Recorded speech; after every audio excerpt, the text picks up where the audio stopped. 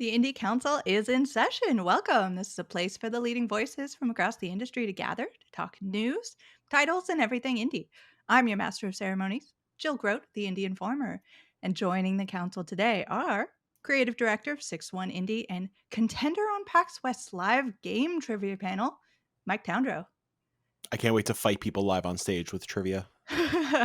Oh, For your I thought it was entertainment. going to be like a normal trivia thing, but you actually just use the trivia to murder people. Yeah, like Jacob McCourt, host of video game trivia, he usually brings out whiteboards. I'm gonna smash faces with those. Okay, Nice. I'm very excited to see this now. Everyone Very make sure excited. that you keep an eye on that.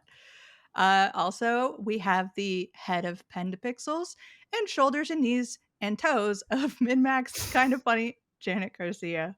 Hello. I enjoy these little blurbs. They're a little different every time. I like do. it. I try to make them like slightly different so people have a reason to listen to it, but I totally messed up the joke. It's a head, shoulders, knees, and toes joke, everybody. I'm glad that everyone who came with me, and if they didn't, thank you. I'm always with you. It's kind of scary. It's How are you doing, Janet? Really. Good. Janet, who has head, shoulders, knees, and toes. And then making Geeks and Ground, Soft Not Week, Kepler Interactive, and Wholesome Games so much better for having been involved, Jenny Windom. Hi, Jenny. How are you? You look lovely today. Thank you. Wow, I appreciate it. And we have last week was fantastic for indie teases. This week is wild with indie delays. So I want to jump into the news, and we have way more news than I thought we were even going to. Even like going into this morning, I was like, oh yeah, we've got a good pile of news here, and then more just crashed down on us. So let's go ahead and jump into that. I'm starting with the Devolver delayed showcase because not only was it fantastic, but I'm going to blame Devolver for everything that happened this week. It's about time someone held them accountable. Yeah, 100%. It was all Nina Struthers. All her fault. Yeah. I literally don't see any other reason for what has happened. So in case you didn't see this going on, I'm sure everyone on the panel did, and everybody who's listening who's interested in indie saw, Devolver Digital announced they were going to have a direct, but to celebrate delayed games, which is a absolutely genius idea. The showcase itself, I'm sure everybody here who has, who talks about indies has probably already talked about the games and what's been delayed and what's not being delayed and why and blah, blah, blah. So I'm going to skip past all of that and just talk about the showcase itself. I already spoiled it by saying I loved it, but Janet, what'd you think? I loved it as well. I think, we kind of touched on this a bit with talking about social media and the tone. And one of the things that I highlighted was breaking the news of delays and letting that be a little bit more lighthearted, since we already know the song and dance of you screenshot the text and everyone says take your time, and then some people don't and they throw things at you, and that's just how it goes. This was a fresh take on that. I think it's also just really fun to see people within the industry kind of, light poke fun, but also pay homage to the Nintendo Direct format. I mean, we've seen that in the industry more from the media side of people kind of making their version of that. And that's kind of the gold standard of when we think little showcase, we think Nintendo Direct. So they had fun with it. I think it was just a brilliant, playful way to gather all of that news and make it make sense for everybody. It was a fun context. It was informative. It highlighted the non-delayed things too. So you had a nice mix of stuff. I would love for this to be a recurring thing. I think everyone should have this. It's hey, let's just put it all here. We know what this is. It's what's going to get delayed. And that's it. Oh, if there was some sort of E3 moment of just here are all our delayed games, delayed 3. I'll workshop that later. Don't worry about it. Delayed 3. Yeah, that would be great. I love this showcase. I know Mike not so subtly wants me to talk about the games because he just posted all of the games, which I have up. Just a reminder. I already have them up, Mike. Do you want to very quickly say what's on the list? Sure, this was not my intention. This is just supposed to be a fun little reminder for people to be nice, but thank you, Jill. Love you. Still in love you too. Still in 2023, Talos Principle 2, Gunbrella, Karma Zoo, Wizard with a Gun, and the Cosmic Wheel Sisterhood.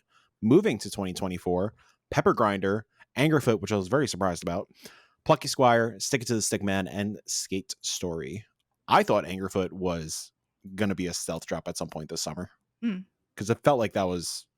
I played it at last PAX East. Yes. It felt good. Yeah. I don't know. It's been in development forever. I know that studio is very busy and they seem to put out a new game every few months. I know they just put out the Broforce DLC, so maybe Broforce took a little bit of a priority. But yeah, just to talk about the showcase itself, I loved it. I love how Nintendo it is. They did the Nintendo Direct thing back in 2020, maybe 2021. It was like that was the Direct that had Phil Spencer talking to Carry On Monster. Oh yeah, fantastic little bit. But yeah, no, I'm grateful that a lot of these heavy hitter Devolver games are moving out of the year just to give them some more breathing room, like especially something like Skate Story. Skate Story, I think a lot of people are sleeping on. Sam Eng is an incredible developer. His first game, Zarvot, is it's an emotional narrative game about cubes or squares.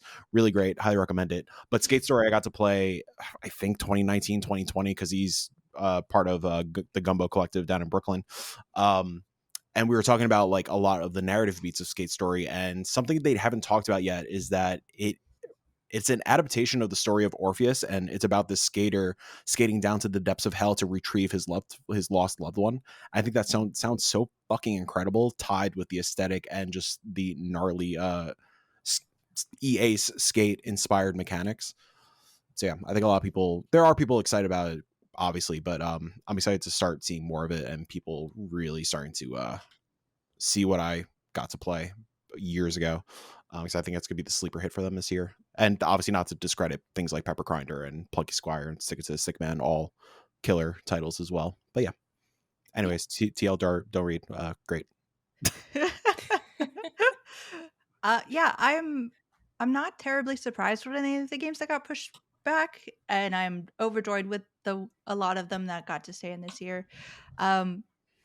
I mean, it is so Nintendo, Mike. Like, it's great. It's only about 3 minutes long, and the pacing is really fun. It just goes go go go go go. About half of the presentation is, like Janet was saying, games that are not delayed, so they're just promoting their stuff at that point. And I'm like, what a genius idea to like have this moment to get everybody excited, because everybody wants to tune in for the delay announcements, like what's it going to be? Is it going to be my favorite? Is it not? Am I going to be okay? And then to have just like, and while you're here, make sure everybody checks this out. But it's just like, I mean, Nintendo, known for being litigious. The amount of, you could look at this and say like, this is a Nintendo Direct if you didn't know better, because they've got the voices, like that tone of voice, like, hi everyone, today we're talking, it's like, it's so Nintendo Direct. And the way that, I mean, Devolver is always genius about the tone of their things, and the way that they use that tone of voice to lean into like the surprise when one of them curses or like insinuates the other one's getting fired, or like playing along with like, this is all fake, like, that sort of idea.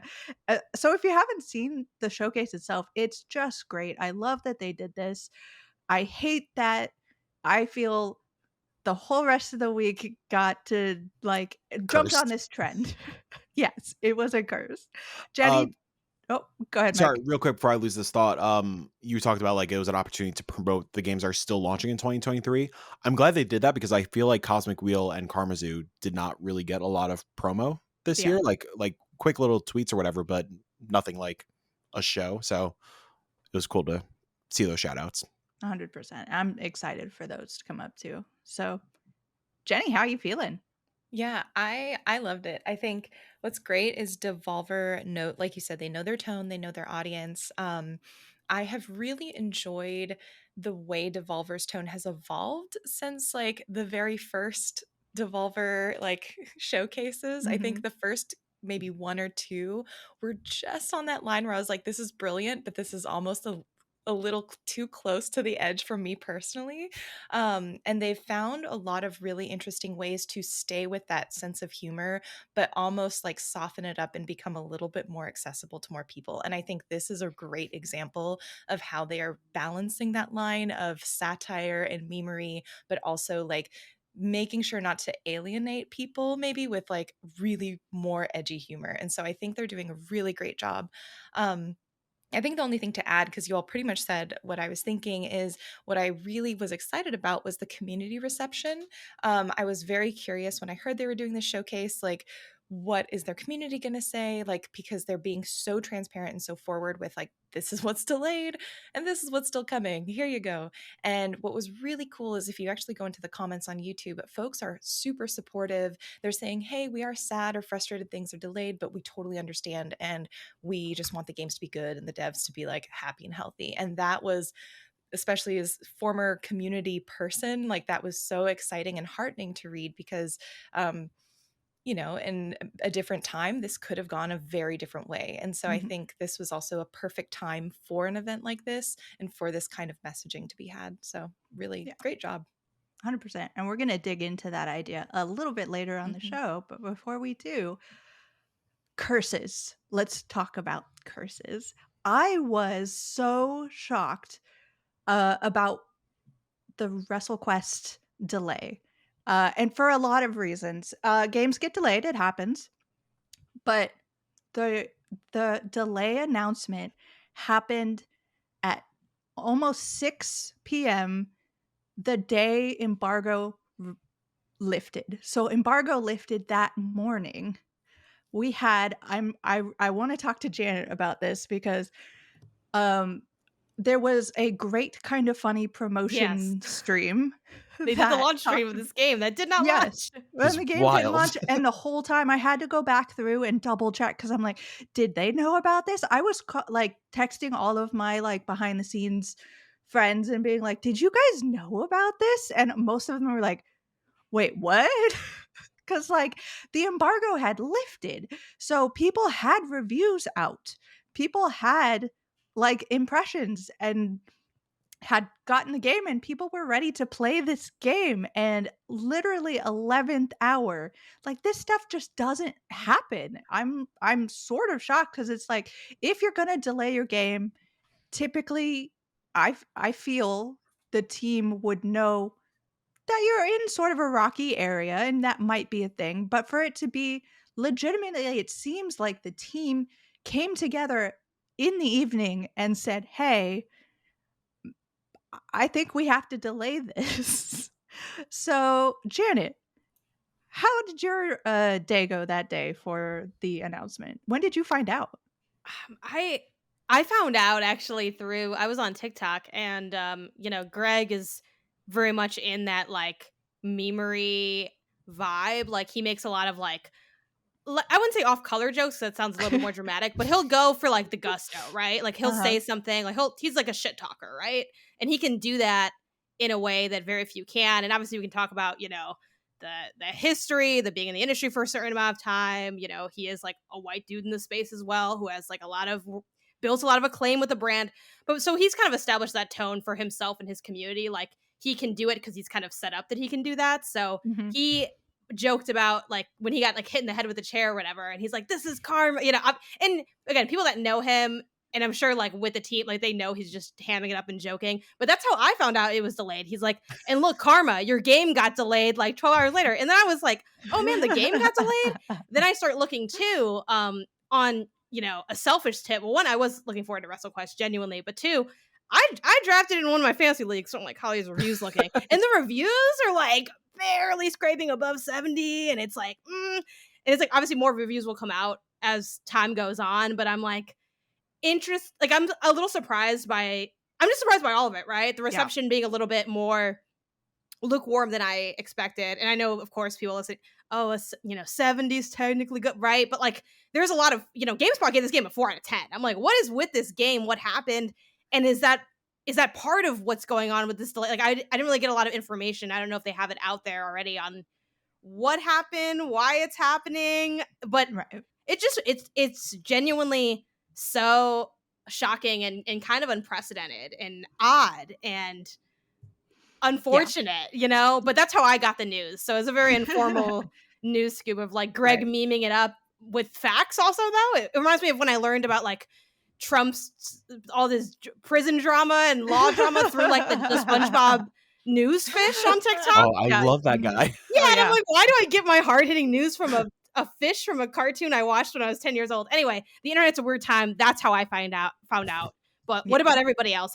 When did this news hit you? And have you seen anything like this? Yeah. Keep a pin in that for just 1 second. I do want to address one of the questions that you had because Skybound Games WrestleQuest publisher did put out a statement that had MegaCat Studios on it as well, and it reads thusly. MegaCat Studios and Skybound Games announced today that WrestleQuest will now be launching August 22nd across all platforms. When performing final checks on one of our launch platforms, we discovered it was possible for players to lose their save game progress when playing WrestleQuest on multiple different devices. Because this is a game filled with hours of content and player progress is so important, we could never body slam our fans like that.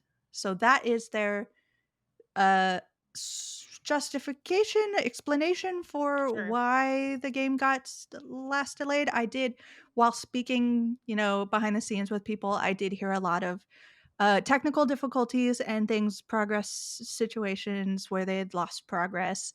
But again, very strange for me. That's very strange for the developer, for the publisher, for the people who are making this game. They knew that. Like that's not a surprise, you know? So if it is a surprise, that's a whole nother discussion to be having too. Jenny, you're in the behind the scenes, not for this game, but like in general, you know what usually goes on in the brains behind the scenes. What's going on here in your opinion? Yeah, honestly, I was also very surprised to see this because, I mean, at this point, you would assume that like QA had been done, all of those checks had been gone through. And so I'm really curious if it was a culmination of a lot of different things and this was one of them and they at the last minute had to change their minds and sort of pull back, or if they truly did discover like the night before, oh my god, this like major bug or error got through and we just did not catch it for some reason. Because I personally have never seen this. I mean, I've been in the industry for like 5-6 years ish, and I've never seen something like this. So I really hope that like the team's holding up okay. Because Yeah. mostly when I read this, I was like, oh my god, I would hate to like have to deal with all of that being on the team, because that just, you never want your launch to like go off with any sort of hitch. And this is like probably one of the biggest ones I can think of, is just not launching on the day that you anticipated that happening. So, but Yeah. yeah, I'm very curious to see how it plays when it does actually come out. And yeah, I mean that again, that is a brilliant sort of look into things because the post I just read was posted to social media, but that social media post and the press release that I got went out at the exact same time. So they were dealing with this all very last minute, that very Mhm. rushed. Like that was my only response is like I hope the team's doing okay. Yeah. Um Mike, how are you feeling about all of this? Where were you? To go back to Janet's question, where were you when you heard the news? It's like so dramatic for what it is. It's like I'll when never people. forget. It was a cold August afternoon. I was gonna say it's like A cold when I get. August Cold afternoon. I August. I'm love like, it. please let me trade with you. It's like when I get asked where I was during 9/11.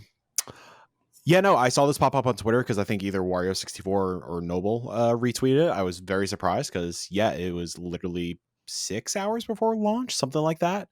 I guess first and foremost, it's like, yeah, I mean, kudos to the devs for pulling the plug. You never want to launch an experience like that and risk people having a shitty first impression of your game. Like I've been in the situation where, a very similar situation where, I would suggest delaying last minute or making some sort of call, and I would get ignored and things would launch. So I think this is the right call because it would just be an uphill battle. I think also like secretly might be a blessing in disguise because everybody and their mother are playing Baldur's Gate right now. It's all Baldur's Gate, no matter what. It's gonna have such a long tail. So it just kind of like gives a few weeks for that tail to die down a little bit and give some folks some breathing room to actually give another game a shot.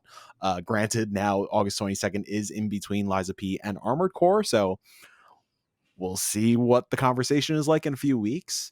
As far as like initial reception goes, though, like I'm not super surprised about the sevens. I'm honestly, well, I'm surprised it did hit a 7. So Kyle Stevenson, co-founder of 61 Indie, he is the target audience. He loves turn-based RPGs. He is a major like wrestling fan, and he was so excited to play this game at PAX 2 years ago, I think. And the disappointment of walking out of that appointment, I didn't mean to say that. I didn't mean that alliteration. But the disappointment on his face after like being done playing the game, he was like, yeah, man, that was not it. It's a very like bare bones experience. And I really wanted more out of that. And then PAX last year, a lot of like folks in our circle like had a very similar sentiment coming out of it. So I'm surprised it did hit the sevens. I'm glad people are enjoying it. But yeah, I don't know. More time in the oven is good. And yeah, get away from Baldur's Gate. You know, Yeah. you never want to see a indie get inhaled by a gargantuan that is now the most critically acclaimed game on Metacritic of the year, Yeah. beating Zelda. I will say though, and again, like disclosure, I freelance with Kind of Funny. I'm on PS I Love You, so obviously, like I'm associated with that company. I wasn't part of their sponsored stream because I'm not an employee there. But that I have to imagine is also a big L of spending money on getting this Yeah. sponsored slot to build hype for the game, and then for the game to not come out. So like the people that you maybe did acquire that like are interested in it from having seen that sponsored stream now have to like remember and wait. It's like more time Right. to decide not to buy the game. You know what I mean? Mm-hmm. So yeah, it is such a tough spot, and it seems like, you know, a lot and a lot goes into every game, but definitely a lot of like marketing, a lot of booth space, a lot of time. Like I've played WrestleQuest a couple times. Like I played it at one, or at least I saw it at one of the PAXs. I like played it at another. They had like a big like photo one at the most recent one. Like they've been pouring into this a lot. So for it to not be able to come to fruition, both from a critical standpoint, but also a technical standpoint, and like an awful marriage of the two, it's like that's a rough spot to be in. So I don't know. I mean, hopefully this delay maybe fixes some of those gaps that critics were also experiencing, because one of the things that did get knocked for was also like Yeah. the progression issues and the bugs. So Yeah. maybe at least I don't think having like a smooth experience will ever elevate a mediocre gameplay experience to like now it's really fun just because it's not but like Yeah. maybe that'll ease things over for people that were maybe like, oh, I would have liked it if it wasn't for this. Like maybe it'll be again kind of a blessing in disguise in that sense. But yeah, I am tough spot. so curious. Speaking of what you're saying, Janet, I'm so curious how outlets are gonna deal with the new Yeah. release date. Like, are you gonna go back and like update your reviews? Are you gonna stick with what you have? Are you like, I don't So know how you manage this. I mean, you said GameSpot gave it a 4 out of 10. That 4 out of 10 is going to stay. GameSpot does Oh, not yeah. have the bandwidth to go back and re-review a game, especially in the midst of Liza P, Yeah. Baldur's Gate coverage still, and Armored Core in August. Not to mention Starfield keys going out any day now. Like they're not going to go back. That 4 is always going to exist on Metacritic, and that's a huge bummer. So that's why, again, like they must have known before the embargo lifted. Like just to shoot a Yeah. quick email, like yes, people are going to still not see that email and all that kind of stuff. So it's a hard thing. It's easier said than done, but I feel like you could have made that call a little earlier. Yeah, and the thing is, that's what was like I was going wild trying to figure out what was happening because it became I don't know anything. I don't like I have no background knowledge or anything, but it became increasingly clear just by everything that had happened that day that literally the game makers didn't know they were going to delay it until they delayed it. And so they couldn't have possibly stopped the embargo because they didn't Yeah. know So, like, Yeah, they again. definitely would. Like, I feel like if they had known sooner, or if I guess the decision makers had been able to allow them to make a Mhm. call sooner, if that was the Yes. Yeah. case, like they would have definitely done it. Because like from like the marketing standpoint, like it is no one's desire to make an announcement that close to No any way. sort of embargo lift. So yeah, something definitely happened there. And then from that delay, I thought was going to be the most wild that I saw this week, but then, um, 30XX was like, "Hold my adult beverage of choice," by delaying the Switch version of its game the morning of release. So I have there's a whole Twitter thread from the creator of 30XX and 20XX, uh, that talks about it's not up because essentially they didn't have enough time to get it through Yeah. the Switch's process of okaying it, the certification process. Um, and that's again another thing where I'm like, okay, that's pretty wild because this is not a new developer. This is someone who has had an acclaimed game beforehand. They partnered with oh, I can't remember who the developer is. Anybody have that off the top of their head?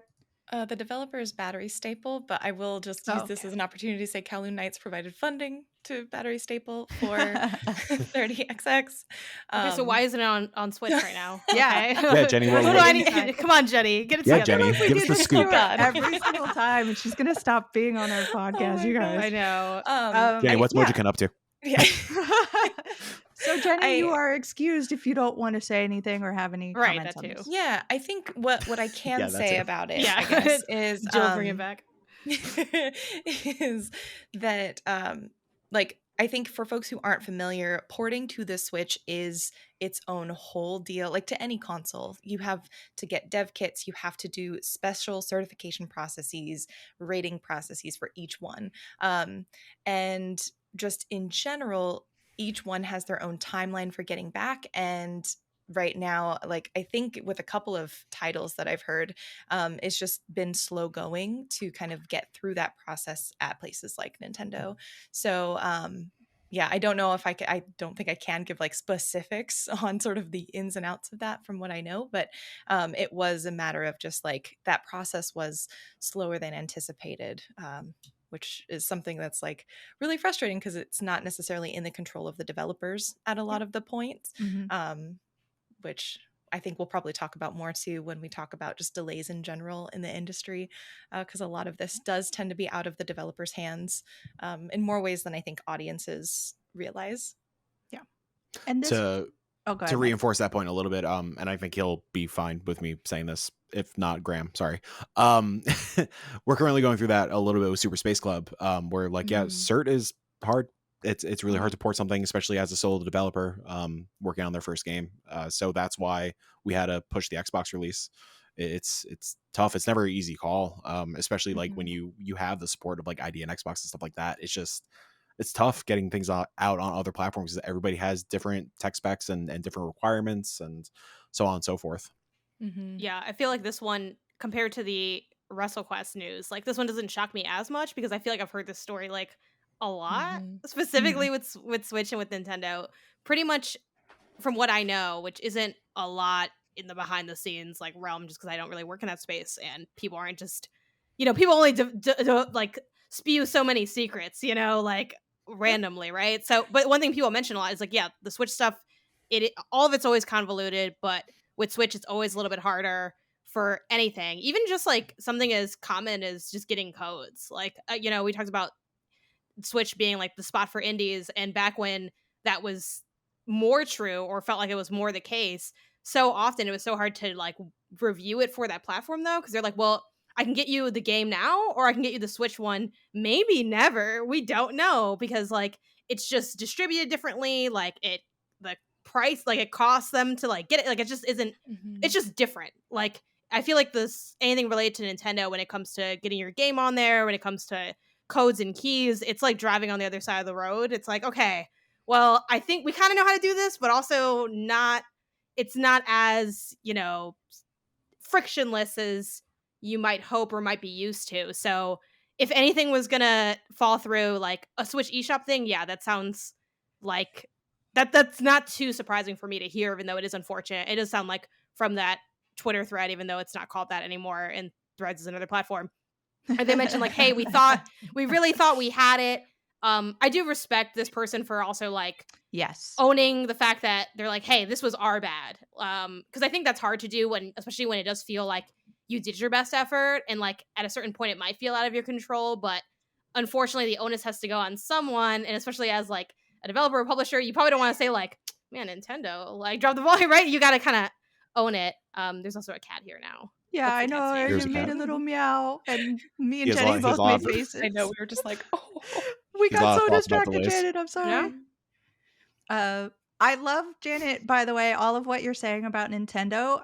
Just for anybody listening, I want you to think back to Devolver's choice of making their showcase very Nintendo and think about how that might color the context for why they've done that. But as already sort of spoiled by multiple panelists, I'm going to blame Mike the most. Today's I'm currently getting sliced. Be nice to me. Oh my gosh, that cat's so precious sounding. Ow! Okay. I don't know. Is anyone else on the cat side, or is it just me? I know, I'm like, the cat Yeah. would never. It's okay. He's a Yonkers street cat. He doesn't have morals. He's working for us, Mike. I'm He working doesn't for like him. that you. Okay, moving on to topic of the show. We're going to be talking about delays. We've had a bunch of news about them. We talked about specifics, but let's go macro on what delays look like in our space. Have they been changing? We talked a little bit about people positivity with delays and how people are approaching delays. So let's talk a little bit about that. And Mike, Hi. why don't you hit us up with your thoughts? Well, your first question on here on the docs is, why do delays happen? Hey, guess what? Breaking news: game dev, real hard. Yeah. It's real hard to make a video game in the year of our Lord 2023.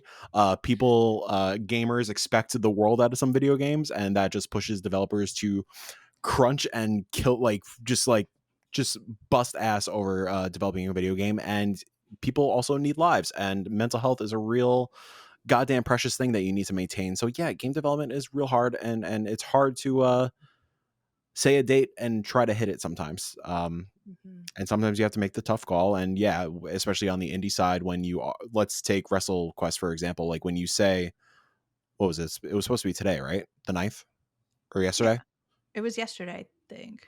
So like when you say August 8th, or you picked the day August 8th, you strategically picked that day for a reason. You knew that on August 8th, 2023, there wasn't anything that was going to get in your way. There wasn't a big AAA releasing at the same time. You weren't anticipating any big embargoes or drops or anything like that. So the fact that you have to make the tough call to move away from your date just fucks everything up. It screws up your launch plans. It screws up your marketing plan. Let's say if like you hired a PR agency, like what if that falls out of your contract's window? Like then maybe you can't you can't afford the extra few weeks to maintain a PR budget to really have that support for launch, for wide outreach and whatnot. So yeah, it's a tough call, but sometimes you just have to do it and kind of reassess. Like, I know I'm sure Jenny's in the same boat. Like we've seen plenty of delays on the back end, and it's never a fun conversation to have, but it's always a brutally honest conversation to have. And yeah, it's just moral of the story. Game dev is real hard, especially for an indie team that doesn't have AAA budgets and can't afford big support. Like I'll take Graham for example again. Like I'm sure if Graham wanted to hire a porting house, he would. But especially as a dad of two and just like working from home and trying to juggle a relatively newborn and 2-year-old. Sorry, Graham. Yeah, it's rough, but you gotta do what you gotta do sometimes, because you can't drive yourself crazy just to put out a video game. And God forbid that game like does launch with a bug or some balancing issues or whatever. Like one minor thing is wrong that will hopefully get fixed. people will tear you apart, unfortunately. The general audience is very brutal. You will get review bombed. People will misunderstand the game. Like I'll give some more insight with Super Space Club a little bit. I think because we said something on the Steam page about like embark on a journey, like the amount of times we said like arcade, it's an arcade experience. I think one person took the line embark on a journey too literally. So like they were like, oh, there's nothing to do in this game. It's just you shoot spaceships and restart. It's ridiculous, blah, blah, blah. And review bombed it and all this kind of stuff. And it's like, y'all, it's hard. I'm sorry, I guess. But like, yeah, there's just a lot that goes into delays and development in general. So yeah. Mm-hmm. I mean, obviously there are always that toxic element of people who are going to say terrible things and willfully misunderstand things and be upset that the game isn't what they expected, even though those expectations may not be grounded. In general, it seems to me that it is becoming more and more mainstream to be happy that delays happen, or at the very least supportive. I mean, Jenny, you were talking about that a little bit. Do you want to dive into that? Yeah, I think it's like a yes and no, because I think in really specific spaces, especially with indies, especially with double A's, we are seeing communities being fostered and like trained is not a good word, but like people are looking at these community guidelines, participating in these spaces and understanding like, hey, games are hard to make and we can understand that. And when games are delayed, it is not because we hate players. It's because we are trying to make something better for you. It's the opposite. It's because we love you. Yeah. And I think in especially in spaces like Devolver and a lot of the communities I've worked with, there is a really positive trend towards take your time. And what's been really cool is I've seen, because a lot of my work right now is with influencers and content creators, a lot of content creators and influencers are doing that like legwork and saying, hey, you know, because a lot of them feature games and release dates and they say, hey, this has been delayed, but that's okay because they're making a better like opportunity to like make the game stronger. That's great. I think it would be remiss if we didn't take a look at the other side where there are communities that are still very, very toxic and not in that indie or double A space where I feel like delays get mentioned. And instead of just like general toxicity, I feel like I have friends that have gotten death threats on the regular because of game delays. And so it feels like we've been seeing extremes, like there has been a widening of this gap of behavior. And we either see like very positive or like truly terrifying stuff from people out there. Yeah, 100%. Janet, as our content creator extraordinaire, well, how do you encounter this sort of dichotomy? Yeah, I mean, I think I echo a lot of what's been said, where I think the social norm is that it's acceptable and also good to be like, work's not everything. People have lives. People need to figure stuff out. And also just I think gaining a more general understanding of the fact that this happens often because it's hard to time things also. Like I always think about the thing I always talk about when I like cover delays is it's hard to like anticipate when you're going to be done with something, and also not, you can't just give yourself infinite leeway. Like I'll be done in a year because it only takes 3 months. It's like, well, you can't just like sit on a done project and just like do nothing and still live and make money and be able to market. Like it'd be cool if you could. Like people always on the fan side of things talk about like, why can't we do, why can't you just tell me about it when you know you can deliver? And they're like, they thought they did. Like, I think about that with my own work too. And I implore people to consider it from that perspective. Like, I do like the Pomodoro technique to work where it's like 25 minutes on, 5-minute break. You do it for 4 cycles, you take a 15, whatever. And so many, almost everything I do, I'm like, it'll take me this long to like get through my emails or this long to do this thumbnail. And it's almost always longer. And I'm like, now imagine if I had like when I'd be done plastered everywhere. And then I had to tell everybody like, by the way, which also I do that all the time too as a content creator. Like I delay content all the time. I move stuff around all the time. And it's always because I have to, usually not because I just want to. I'm like, I'd love to do this thing, but I have like, a life conflict, or I'm too exhausted. And if I do it, it's going to be bad. And then y'all are going to be like, why are you dying live on twitch.tv. And I'm like, I don't know.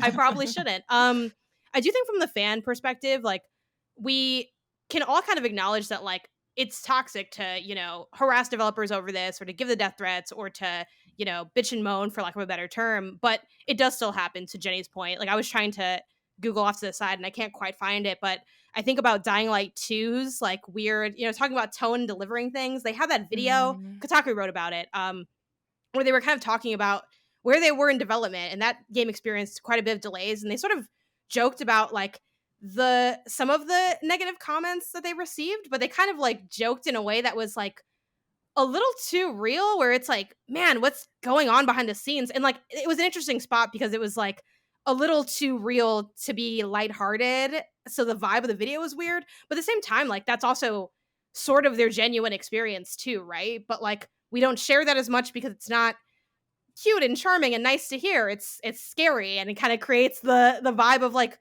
is everything okay at the studio? And kind of opened all these other questions for them. But I do think that was a genuine like look into the experience. Maybe it's not one that they should have put out in the way that they put it out, because the vibes of the video are really weird, but like, that happens all the time, forever. And unfortunately, that's kind of always going to be the case. Like, there's always going to be a sector of people that are toxic and hateful, and the thing they love more than anything is to be hateful. I can only hope that as time goes on, we create more environments that stamp out that kind of talk or discussions as socially unacceptable, to the point where maybe we can just shame these people into silence. Like, I don't know. That's kind of a mean way to look at it. But as much as I don't want everyone on the internet to, pick up their torches and like fight against negativity, because that's its own burden, I'd be lying if I didn't say that I was sometimes comforted seeing other people in either content communities that I'm in, fan of like a franchise communities, sort of talk back to that negativity, like, no, you're an idiot, this doesn't make any sense, you need to relax, do something, and kind of really set the tone of like, hey, it's not socially acceptable to have this attitude and project it so aggressively towards people. Like, I always tell people, like, you can, be a little salty that a game gets delayed, be upset that a game isn't as good as you want to be, and that's fine and fair, and you're entitled to that opinion. You just don't need to like shove that in the person who made the thing's face. Like, like, I talk critically about stuff all the time, but I'm not gonna, there's talking critically on a platform or a space, and then there's like, at person, I hate you, you ruined my day. It's like, okay, these are two very different things, and we need to learn how to hold space for one and remove space for the other one, Yeah, and that speaks to an issue of transparency, and how transparent is it's good transparency, and how much like, we talked about Haunted Chocolatier last week as being pretty unanimously on our imaginary Switch 2 launch lineup. The developer, Eric Barone, is sort of well known for being very quiet about what he's working on. He does, when he tends to put things out, they blow up, even like the smallest things. And he's been pretty good about saying like, hey, I'll let you know when there's something to know. And before that, you don't need to know. Whereas there are other companies that are huge into, I'm going to take you step by step, or let you know when it's even just like a thought that's in my head, and go, so that whole process happens. But then that process does feel very long, because people who typically wouldn't know a game was ready to go until like a year or 6 months before release now know years and years ahead of time. And there are people who are upset that they're excited for something, and they want something to be real, and they're just not getting talked to by the developers. So where is there like a way through that minefield? Is there a transparency level where people are going to be happy? Is there a one size fits all, or what do we think about that? Really quick, I did find the article, so I do want to kind of Oh, go backtrack for and it. just add the context. So this is Ethan Gatch over Kotaku. Kotaku does add a little bit of editorialization to their stuff, so I will read it with the editorialization, but obviously, like, parts of it are editorialized, right? So I'll just jump into part of the article and just read a small snippet of it. But it talks about this 3-minute video that Techland put out, which various Techland developers read expletive-filled comments from fans demanding the release of the game, or at least proof that it still exists. F this BS. I'm censoring it for y'all. It's has the swears in it. Release Dying Light 2 or give an effing demo, goddammit, reads one of the message. Then the second half of the video begins with one of the developers calmly and earnestly stating, "Okay, everyone, we got the message. We understand you are curious about the game because you want Dying Light 2 to be as good as you have imagined." The developers then go on to explain that Dying Light 2 is a big and complex game, the type that's hard to make, etc., etc. The second half of the video is defensive, bordering on apologetic, seemingly in an attempt to placate the upcoming game's most energized and also virulent fans. $5 word, Ethan. I don't know what that means, but we're going to continue. Quote, all of us here are putting our hearts into delivering a game that you will keep playing for months, one developer says, as if filming a hostage video. Quote, we are proud of having such devoted fans as you, no matter how you express your feelings. Timon Schmuktala, the game's lead designer, says, nearing the end, completing the sick loop of video game marketing codependency. And again, obviously parts of those are editorialized with Gatch's kind of opinion towards it, but I do lightly agree with that editorialization of the vibe of that video kind of having that, okay, well, I hear you. And it's, I don't know, it's such a tough, to bring back to your question of like moving the conversation forward, like it's such a tough spot where they feel like they have kept people in the loop, but for some people, that's not enough. Like I remember, again, this is a AAA example, but they had so many like mini directs about their game, but like there is a sector that is never going to quite be happy. And it's like, how do you deal with that in a way that's going to move the team and the marketing forward positively while maybe not going too off in the other direction? Like, I don't know, but this is sort of like a test case of that kind of coming to light in a really dark way, but trying to like work with the darkness. I don't know. There's not really a lot of indie examples like this other than, we talked about freaking, was it not, what is it? The Ooblets, is kind of the closest thing I can think of in recent history, but yeah, I was really I'm not hoping sure. you were going to do charades and like, mushrooms dancing. I kept thinking Mineku's Night Market. I'm like, that's not it, but like the vibes are similar, but yeah. Yeah. Virulent, according to the Oxford Dictionary, is extremely severe or harmful in its effects when talking about disease or poison, or bitterly hostile, as in his involvement with the temperance movement led to his virulent attack on the drink trade. All right. Everyone go use that word now. I'm going to forget it right after this. Don't be it, though, also. Yeah. Stay away from it, but use the word. Mike, what do you think about transparency? I think it's a double-edged sword. I mean, look at Hollow Knight, for example, Silksong. I know the game that shouldn't be mentioned, or one of the games that shouldn't be mentioned. Anytime they say something and they try to be transparent, I mean, what was the last kind of thing was earlier in the summer when they were like, yeah, don't expect us during the big Keighley festival. We're not ready yet. Sorry, we'll see you soon. That's kind of like half transparent, half not transparent. I think it's a fantastic call to say like, hey, we're not here this summer. Because would you say it's translucent? It's very translucent. But the virulent response was that the word? Is that how you say it? I don't know. Yeah, that was it. Fucking nailed it. It was like comically expected, and that's such a bummer for a developer that's trying to like be honest and just keep people in the loop, because God forbid they didn't do that, and like I'm sure somehow like the people would expect it to show up at like Wholesome or Glitch or like any of these other shows that Hollow Knight probably wouldn't show up at. And even on like the or maybe like the Xbox Extended Showcase or the Nintendo Direct, and like that chat would just be like, who gives a shit about Avowed? Where the hell is Hollow Knight? And it's wild that an indie has that much power nowadays. But yeah, no, I personally am all about transparency. I think if you start your messaging with transparency, I think another game we talked about last week was Earthblade. Extremely OK Games has been pretty open about the development process. Like they're being a little cheeky by like covering like whiteboards and stuff. But I think that's a good way to go about it. We're like straight from the get-go, like this is what this development process is going to be like. So you are with us every step of the way. You have an idea of where we're at in the development process, so you kind of know to not expect this game anytime soon.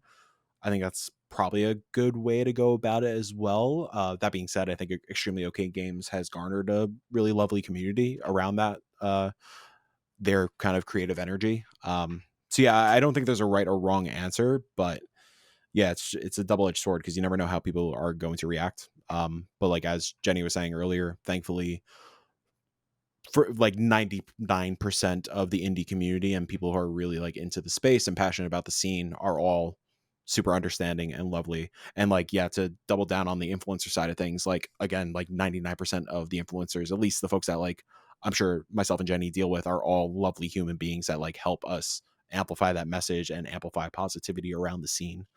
So yeah.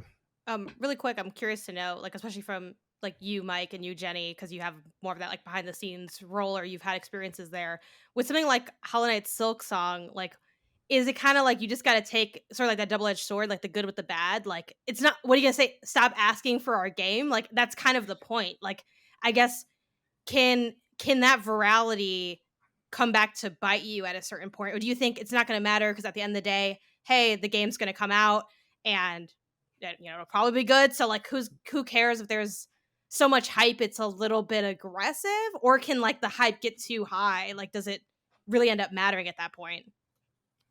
Yeah, I would say like if I was hypothetically working on that game, which I'm not, if I was hypothetically working on that game and I'm assuming it's going to be good, like I'm confident in the release, the developers are confident. It's just all noise leading up to release and to like our big reveal date.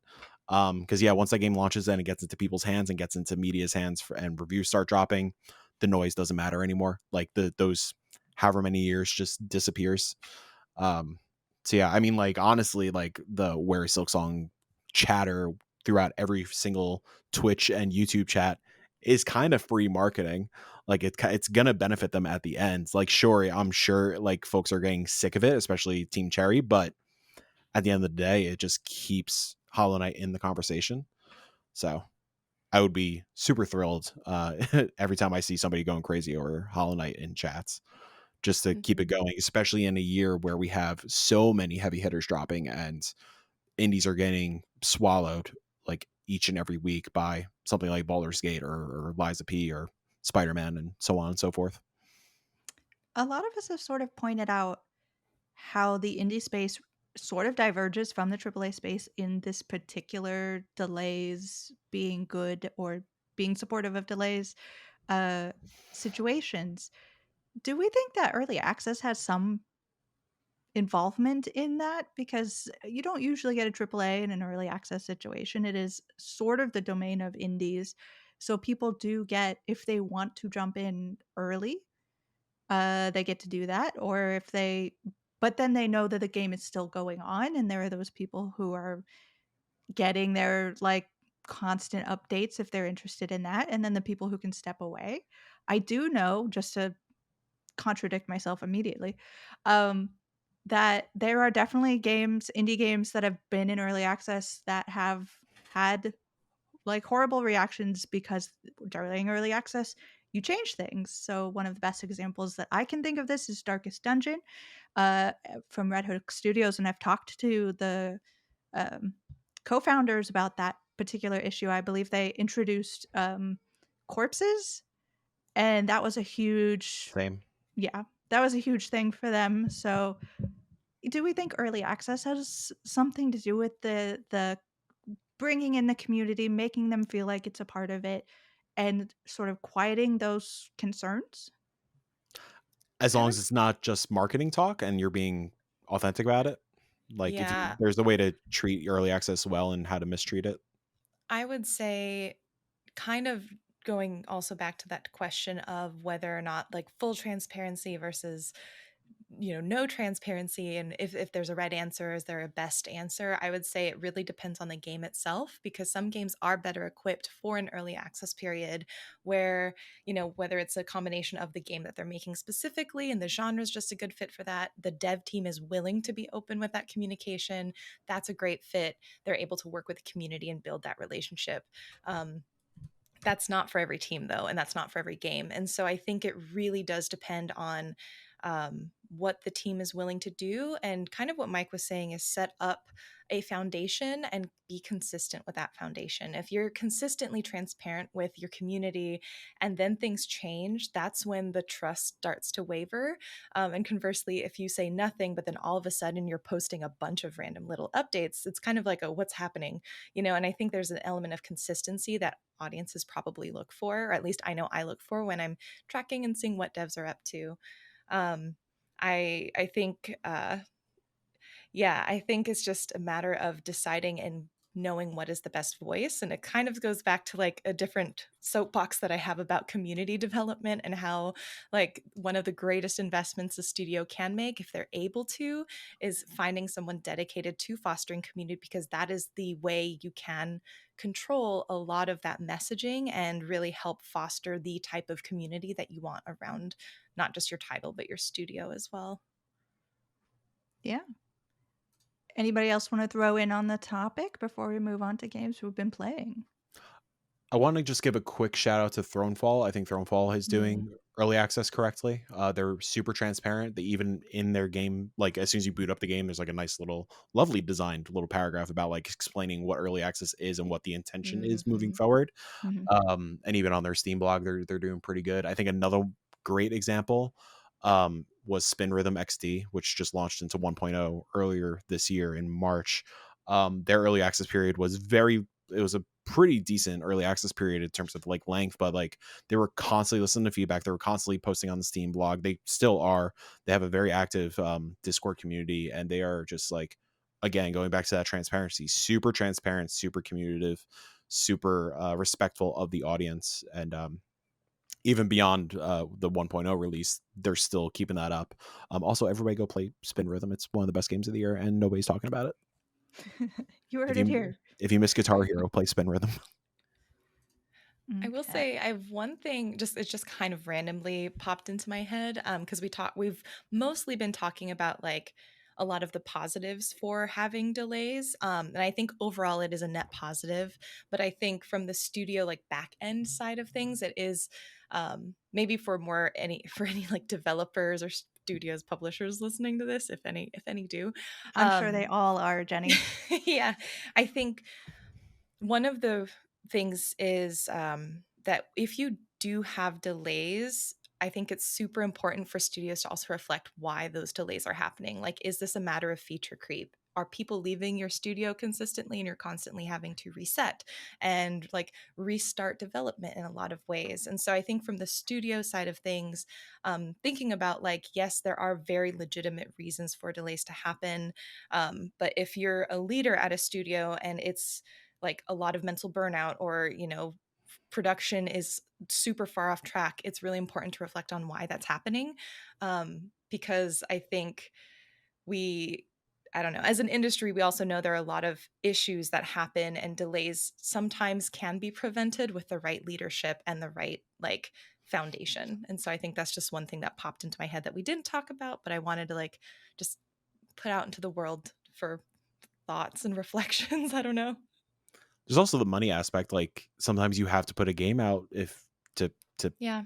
make a Yeah. sale and just to keep yourself afloat. And like, yeah, there's that whole like balance also. It's like, okay, do I want to put something out that's I know isn't ready, or do I want to grab lunch tomorrow? Yeah. Mhm. Like, yeah, Yeah. I mean, it's tough. people don't want to think about video games, but indies very specifically as a practical business financial matter. Because I think a lot of people see indies as the art. If there is art in video games, the indies are the art.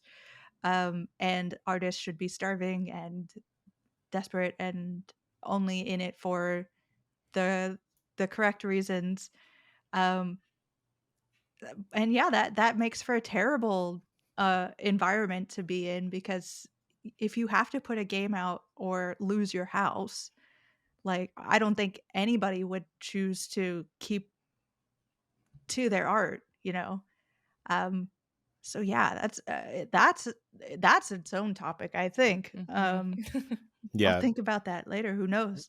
just to give some flowers really quick, just like that's why like some of the work that Jen does is so important, or like Glitch with the Galaxy Fund, or even just like that's why a lot of indies are like begging like to not put this so like desperate or whatever. That's why some indies on like Twitter and whatnot are begging for some exposure, like when it comes to like publishers and whatnot, because they just need it. Like sure, I'm sure like everybody wants to self-publish and whatnot, but you gotta have the funding because yeah, God forbid you lose your house, you miss a car payment, you can't really grab groceries. Like it's tough. Like sure, we all love it for the art. We're all pretentious in this room. We like to be artsy fartsy. Pinkies up, y'all.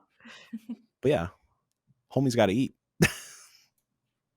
See, and if we were sponsored by HelloFresh, that's where the ad could be in. Yeah, I'm just oh my saying, God, perfect. HelloFresh, how you're listening. Dang, yeah. Speaking of HelloFresh, if you want to hit me eating. up, you know.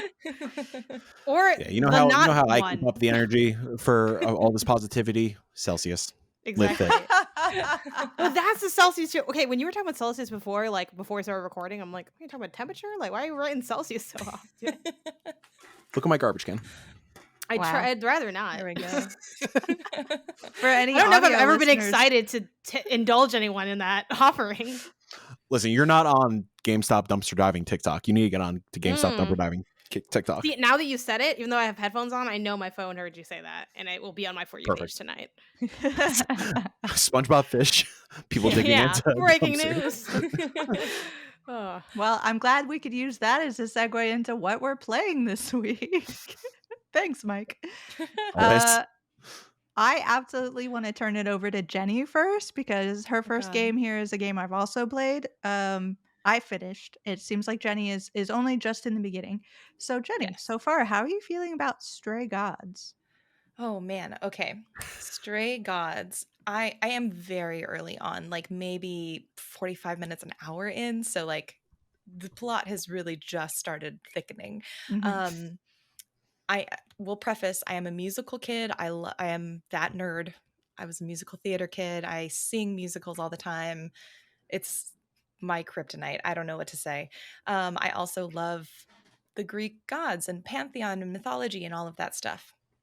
I think I've been so far I think it hasn't ramped up enough for me to really be truly hooked, but I'm really wanting to be there. I think the music so far has been enjoyable.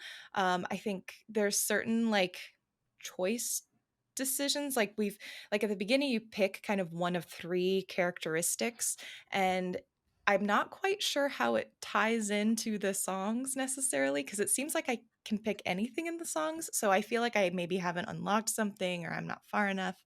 But so far I'm like, this is a pretty decent start.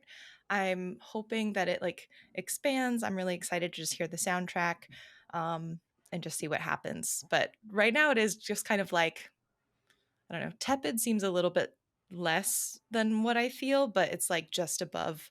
It's like lukewarm. Right. I'll jump in there and answer your question for the trait.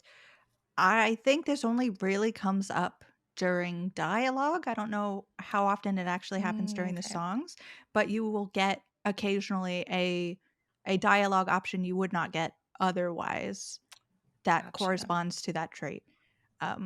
So I am very glad that you didn't like overjoyingly love it, even though great game. I also huge Greek and Roman mythology fan. I have a degree essentially in ancient Rome.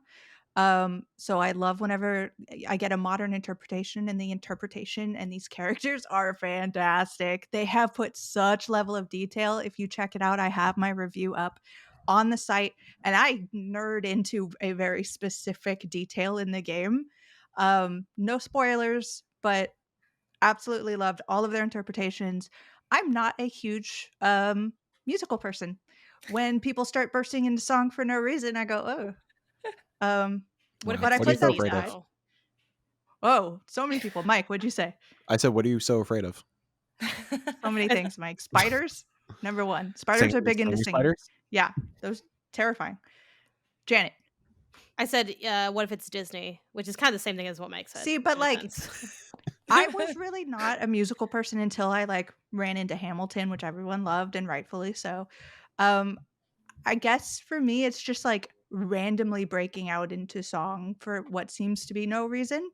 Sure. Um, this game actually combats that really nicely because there is a in-game reason that people start singing.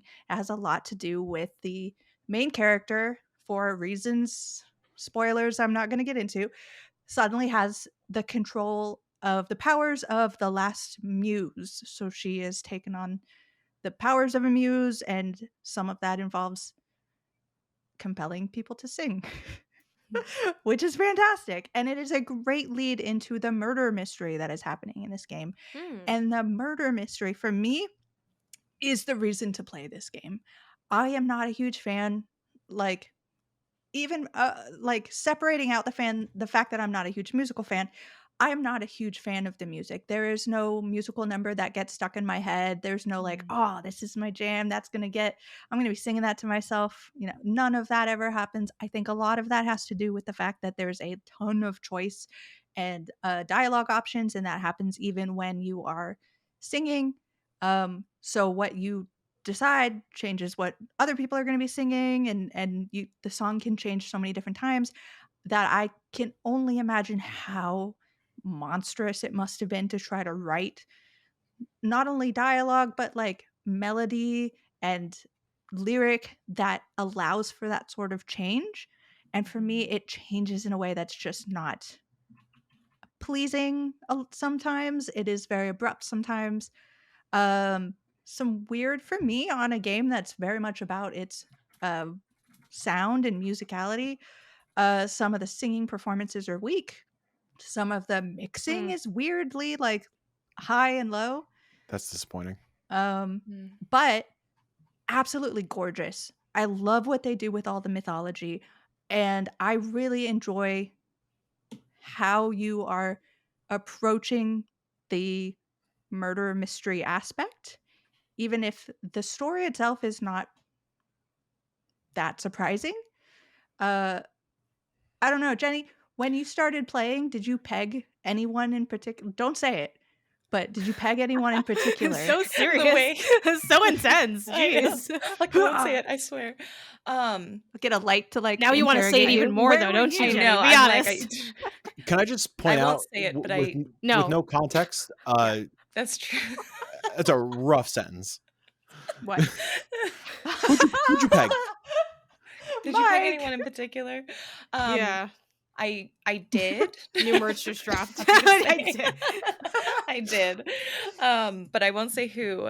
I actually have a question for you because I'm not Yep. far enough, I think, to know. But do you feel like, because what I'm not sure of is, do these decisions lead to like significantly impactful feeling changes in the game? Like, if you have all of these choices and all of these avenues your songs can take, do you feel like you're getting an experience that feels very aligned to like this specific way that you're playing, or does it feel a little bit more generic or not as impactful? So I would need to watch someone else's playthrough or Mm. play through it again to be 100% sure. But I feel that I failed, quote unquote, a song and still got to where we were going to go, you know? Mhm. So there is no, to my mind, again, I'd have to double, triple check this. Um, Even if you don't necessarily get things the way you wanted them to go, like maybe you won't make a friend, or maybe narrative options won't be available for you in the future, but I feel like the story still goes wherever it's going. Mhm. So I don't think that there is like revolutionary change if you go one route versus another. Like if you choose one trait, I believe one of the traits is just being like kick ass or something. Yeah. Um and the one I chose was being clever or thinking or something. Mhm. Um, I don't think that your character really changes, but I tried to stick with my character. So within the role playing, it's a lot up to the player Mm. how their experience goes. Um, but yeah, it's a game worth playing. It is a totally unique experience. I will give it that. That I've never encountered a game that was, I mean, and this is a musical. There is no getting around what this is. So I love it for that, and I love that it is blazing that trail. I Mhm. love looking at it. I love nerding out about all of the mythology stuff. Um, all the characters, like, I didn't meet a single character. I was like, "Ah, I don't wanna deal with you anymore." Like, literally, I met a character, I don't think you're there, Jenny, who is a kind of obscure god in the pantheon that I'm like, "Oh my god, they included this person in, she's great, I love it." So, Yeah, I am excited to play more. I'm curious, especially come back next week because I'll probably finish it tonight, I would imagine. I'm just gonna like barrel through it and try and get it finished before it officially launches. But as a musical theater kid, like self-proclaimed lover of musicals, like how I feel compared to someone who maybe like you doesn't really consider themselves a musical person. I just looked it up because I remembered seeing it and I wanted to make sure. The soundtrack, they have 4 different albums for the soundtrack, one yeah. to represent each trait, and then the Pantheon edition, um, which I'm excited to listen to once I've done played the game at just the one time. I don't think I'll play it all 3 times, to be very honest. I'm If anyone at I Am 8-Bit is listening, you know what to do. Oh my gosh. Please. Right? Yeah. They're probably already doing it. God, I hope so. It's going to be so much money. Janet, Hi. I see you have a lot of familiar names on this list. Do you wanna talk about what you've been playing? Yeah, and what I haven't been playing, which is Goobies. Spoilers for the list. Goobies isn't on there, but I did buy it. I have the intent. God. Yeah. Janet, same question as Jill. What are you so afraid of? I think I'm afraid in this context. I don't know. I'm afraid I won't have In time any to like really context. spend. let's narrow the scope. You know, it's one episode. We got a lot of ground left to cover. I haven't launched it because I'm like worried that I won't be able to like figure it like with the time I have, like can I taste can I taste test this in a way that's meaningful, you know? And I'm like putting it up on a pedestal of like I want to be able to really like dig into this, but then like by doing that I'm stopping myself from playing it. So Yeah. don't be like me and actually play your games. Yeah. Anyway, Perfect here are some games insanity of good. This is the dark pedestal we talked about during episode 1. Exactly. Yeah. It really is where it's like you spend so much time like wanting to get ready. With the time you spent mentally preparing, you could have just played the game. Yeah. Am I going to learn anything from that statement? Absolutely not. But here's what I've been playing. Here's what I wasn't too afraid to launch. So I hit up the sale that we had talked about. Look, it was last week, right? That we went through all that. And I like bought a lot of stuff there. I think the Steam purchase notifications have been rolling in, and I don't know how I'm going to keep up with it. Finally, actually, I'm like really digging into my Steam Deck now too, so that's been a lot Hell of yeah. fun. So what I'm playing there, the familiar titles are Penco Park on Mike's recommendation. So I can play games you tell me to play, just not all at once. We already talked about this game, so I'll keep it short. You know, it's Pokemon Snap, but they're little ghost creatures. It's cute. I like it. It's a good flow. It's simple. Stuff opens up over time. I'm enjoying it so far. The other familiar one is Tiny Lands, which I already knew I would love. It had been on my list for a long time. Again, it's a spot the difference game. It's very cute and like calming. Like they really emphasize the music and the sound design in it. It's one of those like headphones recommended, and I'm like, maybe not. But I'll think about it. I tossed on one pair once just to see what the vibes were, and yeah, it's really cute, really relaxing. It looks like there's a lot of content too, so that's one that I'm trying to periodically just like tune into, chip away, like do a frame here and there until it's done. Other titles, Froggy's Battle was a big one for me this past Yes. week. I love this game. It is incredible. This is one that I just again was going through what was out, and I'm like, okay, this seems cool. It's $1.99. So again, buy it and don't play it if you want to. That's also fair. But you'll have a great time if you do play it. It is an action roguelike game, which normally I'm not a big action roguelike person just because I find those games to be fairly challenging and kind of long in the tooth a lot of times in a way where it's like, I don't want to get better. I just want to be good enough as I am. Like, I don't want to be challenged. I want to be done. I think Froggy's Same. Battle does a good job with it being generally not too hard, and it being like a small enough scope that it feels a lot more approachable. And that's kind of how I personally like my difficulty. That's why I can play Super Meat Boy and Celeste. It's like, hey, be good for one frame, and then you just have another one. Short bursts of skill is where I thrive, and I think Froggy's battle really caters to that. You can beat the entire game in like a couple minutes, but you'll end up like I played for like 3 hours total, which I'm not gonna lie, part of that was like I forgot I could go in the other direction, things like that. So to paint a picture, the game takes place in a circle. You're skateboarding in a circle. In that way, it is kind of reminiscent of gosh, what's that pinball game we were talking about, Jill? Yoku's Island. Yes. Yoku's Island Express. Yeah, like the boss battles of those, it kind of catches some of those vibes because of the circular nature. And it's simple, you know, you do a round, you hit enemies, you can hit them by running into them. Eventually you get things like little weapons or magic attacks that can like shoot lightning at a random enemy. And you'll get these different power-ups to choose from each time you finish a round. And there'll be things like it could be a new weapon, it could be just a stat buff, it could be a combination of the two.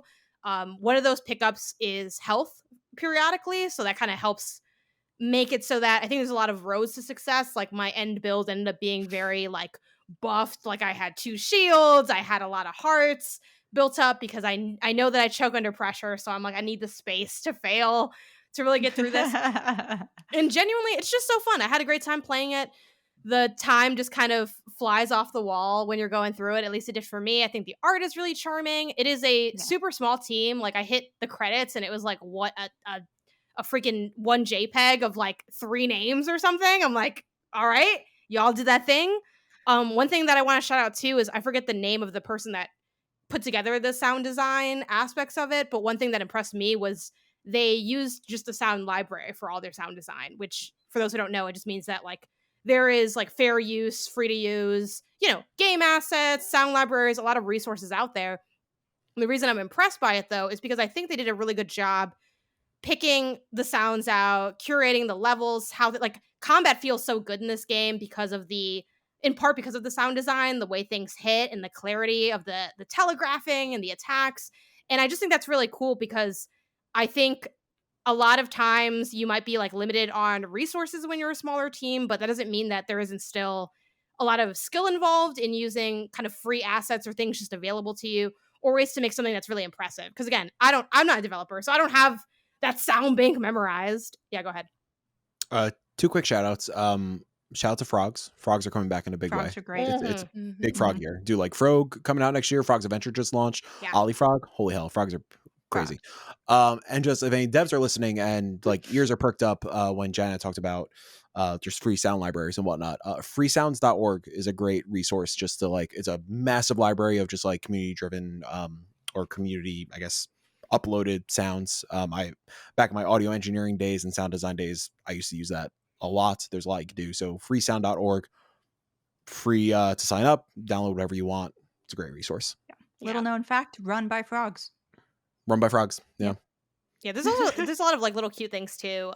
Like they have like little messages that pop. It's just it's a really, really freaking well-made game that is fairly simple but done really well. Like genuinely, this is one of my favorite games that I've played this year, and it's not like, I don't know, you look at it and it's not like it's blowing your mind necessarily, but when you play it, you start to realize how good of a job they did at every facet of it. Again, the design, the sound, the impact, the telegraphing, the simplicity, the abilities, it's really knocked it out of the park. Like I'm just genuinely so impressed by it. And again, $199, like it's kind of a must play, and it's the game that like I was talking about a lot in my apartment where I had like Isaiah play it, and I'm like, I think it's arcadey enough that I really think anyone can enjoy this game. So I definitely encourage pretty much everyone to check it out. See, Janet, that's the problem is I now have to play this game. Oh yeah, and like too many games I have to play. But the beauty of it is you really can just dip into it. Like if you have, honestly, you need less than 5 minutes, you'll like know exactly what this game is, pretty much. Right. Like you'll see more of the levels if you play a little bit longer, but it does not take long to know whether or not you like it either. So I think it's a great like, hey, see if it's something you click with, and if it is, you could be done pretty quickly if you're better at it than I was. It took a while, but I enjoyed my whole time with it. Speaking of games that are simple, well made, but also must plays of the year. Jenny, I hear you finished a game. Yeah, Dave the Diver. I've been working on it for Congratulations! quite some Yay. time. Finished it. There was so much game in that game, y'all. Mhm. Like to the end, there was still like mechanics being thrown out where it was like, "Hey, you want to learn how to like do this additional thing? Oh, we're going to change up the boss battles here." It was really fun. Like I think for me, frankly, like I would I went into it wanting a little bit more from the story. I realized my mistake. I don't think that's the way people should go into this game.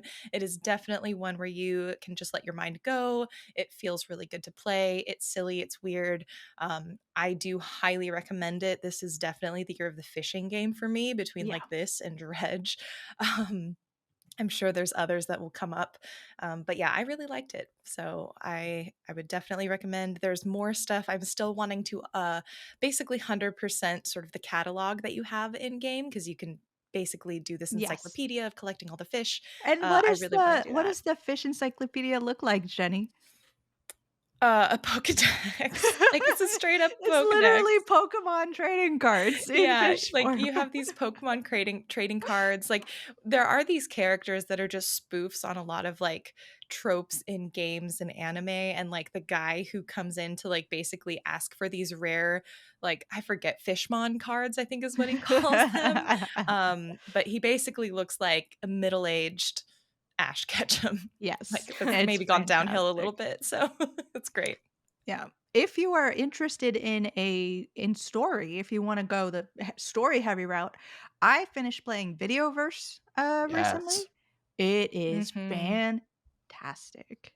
So, I'm so anybody who excited is for that. interested in it is a very much I think we've spoken a little bit about it, on past shows, but it is a sort of Emily is Away, but a little more concerned with and interested in the community of gaming and what it is like, especially what it was like for me, um, growing up enjoying a game, recognizing that there's a bigger world, a connected internet involved with it, and getting into like little forums. And this is all back in like the early 2000s. So things felt smaller and you could make friends and there weren't Mhm. all, it was connected, but not like so connected. And you were finally like, oh, there are other people who like me and like this game and we can all get together. And there's a lot of that kind of fun community aspect to it. So go ahead and check that out.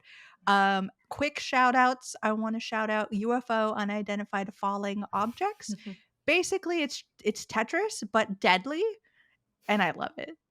And then Lifeless Moon is embargoed for tomorrow, so I'm letting everybody know a little bit ahead of time. But it's a fun, weird, kind of eerie, but not scary adventure where you are in the middle of the space race with the Soviet Union. You are an American astronaut who has landed on the moon, and when landing on the moon, finds an anomaly that teleports them somewhere, and then they just run into like a city on the moon, and you have to figure out like what's going on there. And it's a cool mystery. It's a quick game and a lot of fun. Janet, do you have anything you want to shout out for us? Yeah, I have Cats Organized Neatly.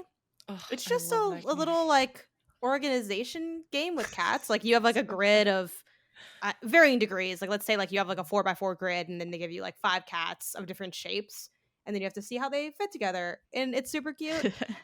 It's made There's by a what? Go ahead. sorry, I was real quick.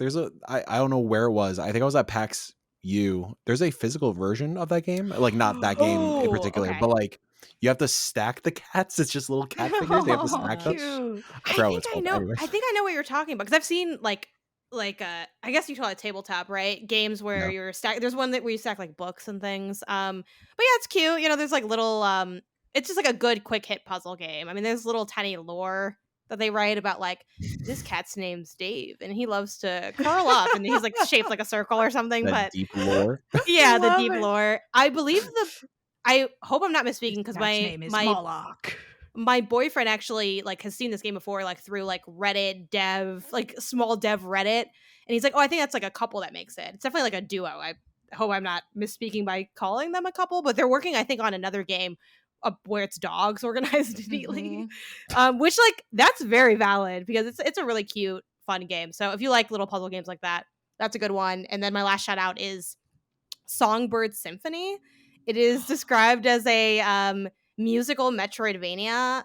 And honestly, in one of the like Steam description things is like, oh, pixel art to die for, which I think is like a lot of people can say that, but genuinely, it is very cute watching this bird dance. Like if you look at that's kind of what sold me. Like I looked at the video, I saw people fucked with it. I was like, okay, that's good enough for me because this bird looks so cute, and I like its take on rhythm so far because it's a little bit more feel the beat than like hit this input at the same time. Like they do give you the telegraphing of like it's this button and they show you like when to press it, but it reminds me a lot more of another indie title called Musical Story, where that one was very like you can just feel it out instead of just staring at the screen. And I really like my rhythm games that way. I feel like they're just a little bit more fluid and fun to keep count with. So I'm super early in that one, but it looks adorable. It has a simple premise. Everything's it's the kind of game where everyone's kind of bouncing all the time. Like all the little sprites are always moving. So it's a cute one. I'm having fun with it. I love it. Jenny, anything else to shout out for us? I speaking of games in like our backlog that we're kind of just trying to get to, I finally started a game called Avoid Rains on Our Heart. It's this really incredible like bullet hell game, arcade style bullet hell game with a bit of a narrative twist. I normally do not touch bullet hell games, but so many people are like, this is worth looking at. And it's about this like alien kind of fairy girl trapped in this cave where it's constantly raining and she's surrounded by these bizarre monsters. And so to get out and escape, instead of attacking them, she shoots hearts and love, and so she befriends them as she's trying to get out. And basically it works almost as like a roguelike as well, because you go through this run, you can't quite make it, you end up going back. And I think it's ending up to be sort of an allegory for like exploring what depression and anxiety kind of feels like as you're sort of going through that struggle constantly. Also, sorry, I think my neighbor's taking out the trash right now. Really cool because as you defeat each monster and befriend them, you can essentially unlock their cards and unlock abilities that basically make each run a little bit more accessible or customize the way that you like to run your build. I really like it. The music is really good. There's this like final boss battle track that is so metal, and I'm just like, I need this for my gym workout playlist because it's so good. And it's really surprised me because again, it's one of these genres that I would never really touch, but the way that they've like merged these elements of roguelite, bullet hells, and narrative has really excited me. So that's been fun. I do have a quick little yeah. Oh my god, a trailer just played as I was talking and scared the shit out of me. I believe it's both the gameplay designer and the composer of that game are also on the dev team for Munana, which they're currently developing Key Locker. Which is another awesome game. Killer turn-based like cyberpunk game that has rhythm elements to the combat system. It is so goddamn good and like has been like one of my most anticipated games for ever at this point. But yeah, Key Locker, keep an eye on that. Yeah, Key Locker looks like it's going to be great. And they did Virgo Faces the Zodiac, I think. Virgo versus the Zodiac, which is another really good one. Just got announced for consoles. Yes. Yeah, Serenity Forge is Serenity Forge lately. Wait, don't say that now, Mike. We're in the cursed week. My apologies. Also, I just really love the idea that Jenny is a big metalhead. I dabble. I actually quite enjoy it. I do dabble. And then two other quick shout outs. The Cosmic's Will Sisterhood, I've started playing it. I think the embargo technically is lifted through like chapter 4, so folks can start seeing that early gameplay. But I'm saving full thoughts until I finish. But so far I am very much enjoying my time with it. I also started I Am Future, which has launched in early access. I was intrigued because it was pinged as this kind of like cozy survival game. I think for me, as where it stands right now in early access, it's a little bit rough. I think I'm personally going to wait a little bit because there are elements in there that I don't really enjoy. And so I'm hoping that maybe past early access, it will smooth itself out and become a bit more enjoyable for me. But for folks who are interested, it's an early access if you like to enjoy that. Yeah. Good luck to the team. Mike, is there anything you want to shout out real fast? Yeah, I've been playing a lot of Premiere Pro by Adobe. Going real hard on some stuff. Oh, geez.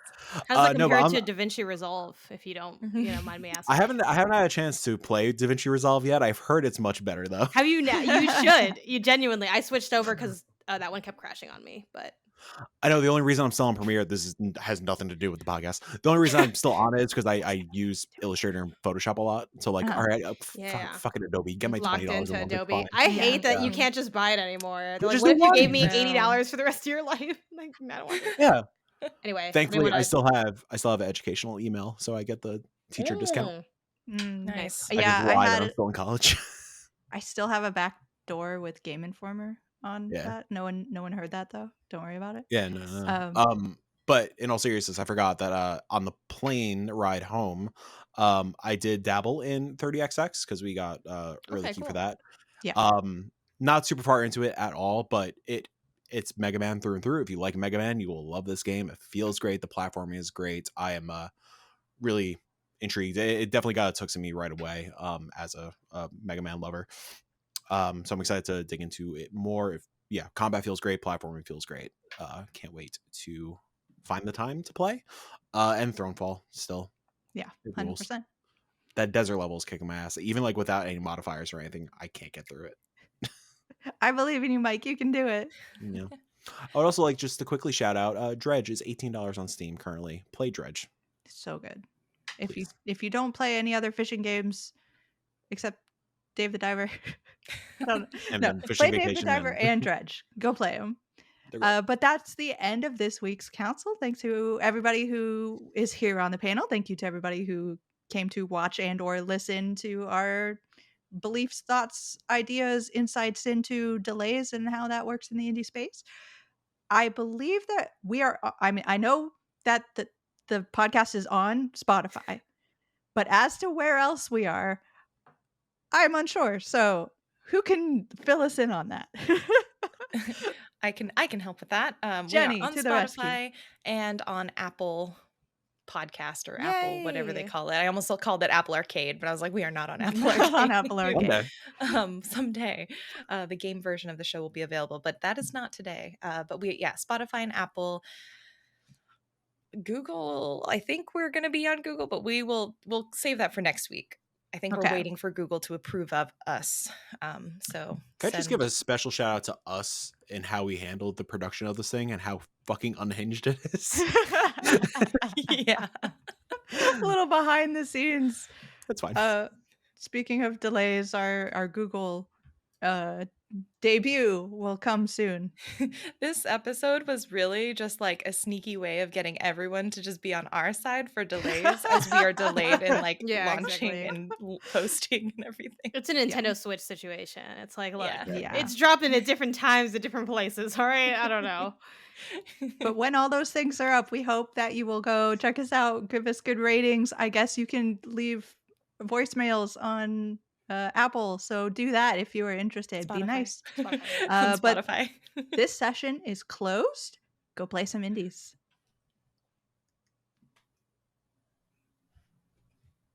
Oh, I have to stop.